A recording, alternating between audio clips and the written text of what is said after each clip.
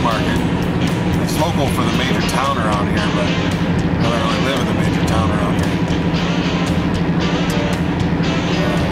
So anyway, I'm heading pretty far south to go to this flea market. There's a guy at the flea market that always has records.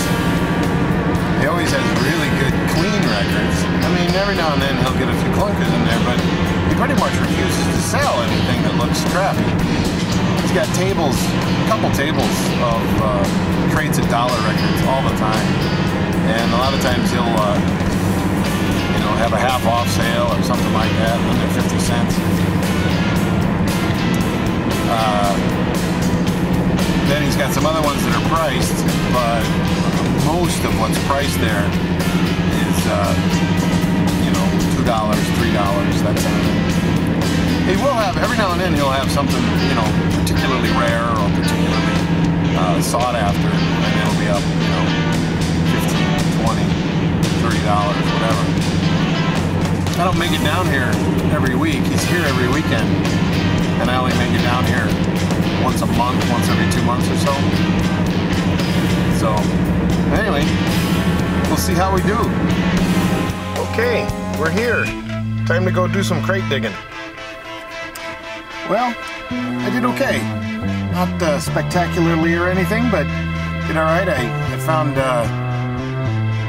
about 20 records or so in the dollar bin, and another half a dozen to a dozen, somewhere in there, of records that were priced $2 to $3.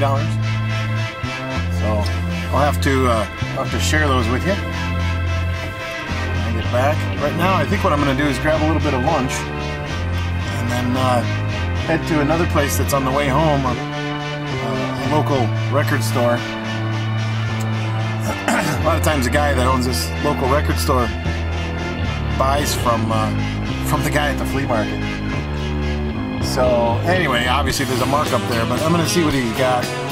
He usually gets to the flea market before I do. So I'll stop in and see what his new arrivals are. And head home. Talk to you later. Hey, well, I'm back, and I just want to run through the records real quick. I actually did make a video where I ran through the records that I got, this little stack that I've picked out. It's not everything, but it's most of it. And I made a little video of that, and it went longer than I really wanted it to. So I'm just going to kind of flip through the covers, maybe only comment about one or two of them. So these are all records that I got at the flea market and the record store that I stopped at on the way home, ranging in price from $1 to $6 or so. There were some $2 records and some $3 records and some $5 records, that sort of thing. But the cheapest would be at the beginning, and those are the $1 records, and then the more expensive ones at the end for $5 or $6. So without further ado, here goes. Tommy, The Who. Actually, this is the theatrical production with Elton John as Tommy. A double live thing, Nebworth. It's got some neat stuff on there. Robert Plant, Pink Floyd. Kind of a cool Creedence Gold, Creedence Clearwater Revival. Have to show you that side. Jefferson Starship, Red Octopus, 75 or so. Soundtrack for Mike's Murder. Joe Jackson did the music for that. Doc Watson in Nashville. Doc and Merle Watson. Doc being a blind guitar player in the old-time folk bluegrass vein. Still Bill. Bill Withers. Love this guy. Absolutely love this guy. I would buy anything that I found by this guy. English Beat, Special Beat Service. This is the one with I Confess and Save It for Later. Great album. Stiffs Live. This is Ian Dury and Nick Lowe and Elvis Costello and Reckless Eric and all those guys basically together, live, playing a bunch of tunes.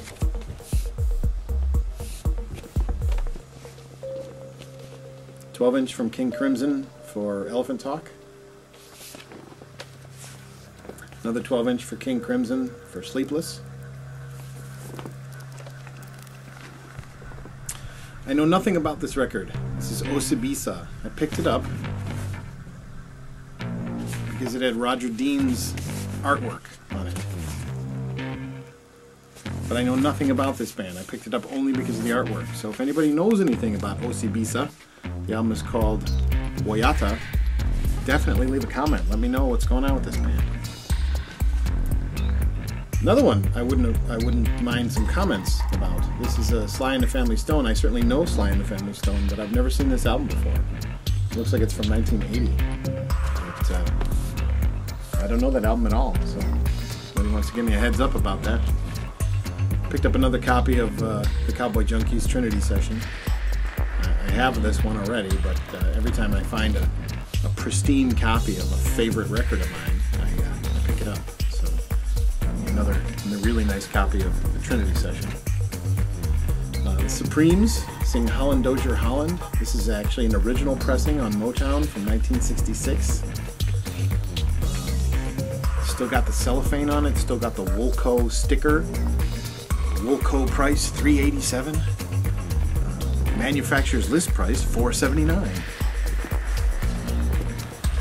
Quincy Jones, kind of a double compilation of his work. Looking forward to that. I know Quincy Jones, but I know almost nothing of his own music, so I'm looking forward to a little bit of an education there. Andy Summers and Robert Fripp. Andy Summers, the guitarist for The Police, and Robert Fripp, the guitarist for King Crimson. This is called I Advanced Masked. Don't know much about this album, but I really like those two guys, and I like their guitar work, so I'm looking forward to hearing that. The Cult, Electric. It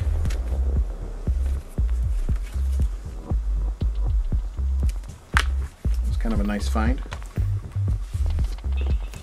Echo and the Bunnymen, Crocodiles, their first album. Another one I was really pleased to put in the collection. Peter Tosh, Legalize It. Complete with a sticker there warning you to fingerprints and dust damage the playing surfaces of a record. Always place the records in a protective cover when not in use. When handling records, keep fingers from touching the grooves on either side. Sunlight and heat warp and destroy records. Use care when transporting. Keep away from warm surfaces and direct sunlight, and always store in an upright position. You got all that? Anyway, Peter Tosh, Legalize It.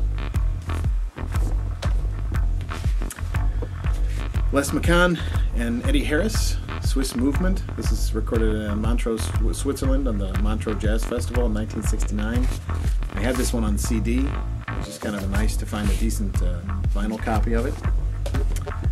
And then last but not least, The Inflated Tear from Rahsaan Roland Kirk. I'm not sure if you know Rahsaan Roland Kirk's work or not. Jazz musician. He's listed here as playing tenor sax, manzello, stritch, clarinet, flute, whistle, English horn, and flexophone. And if you know anything at all about Rahsaan Roland Kirk's work, you know that he may be playing several of those at the same time. The man was a kind of a master at circular breathing and could not only play multiple instruments, but could sustain a note on any one of them for an unreasonable amount of time. So it's kind of nice. This looks to be a reissue from 1982. Kirk died in the late 70s, so this is definitely a reissue. But it's a great album, and I'm really pleased to have this one. So anyway, that's it. Hopefully this will be shorter than my previous little synopsis of the LPs that I picked up. If you've got any comments whatsoever, I'd love to hear them. If you've got any questions, I'd love to hear those as well. Feel free to subscribe, and I'll see you around on YouTube.